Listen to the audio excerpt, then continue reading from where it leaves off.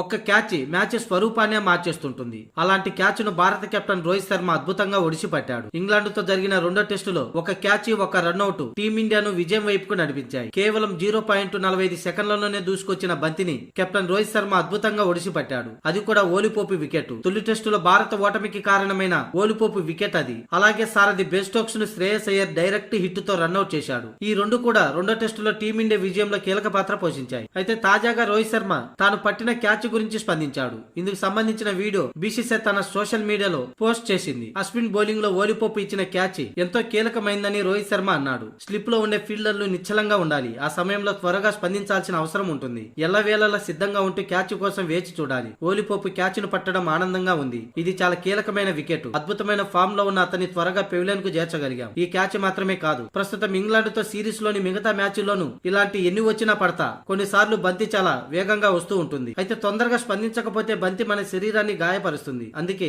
మన చేతులు సరైన సమయానికి సరైన ప్రదేశంలో ఉంచాలని, అప్పుడే స్లిప్ లో అద్భుతమైన క్యాచ్లు ఒడిసి పట్టవచ్చని రోహిత్ శర్మ చెప్పుకొచ్చాడు. కాగా ఇంగ్లాండ్ తో మిగతా 3 టెస్టులకు భారత జట్టును ప్రకటించేందుకు మేనేజ్మెంట్ కసరత్తులు చేస్తుంది. విరాట్ కోహ్లీ, కేఎల్ రాహుల్ వస్తే ఎవరిని పక్కన పెడతారనేది ఆసక్తికరంగా మారింది. అలాగే స్క్వాడ్ ను అనౌన్స్ చేస్తే స్టార్ పేసర్ జస్ప్రీత్ బుమ్రాకి విశ్రాంతిని ఇస్తారా లేదా అనేది తెలిసిపోతుంది.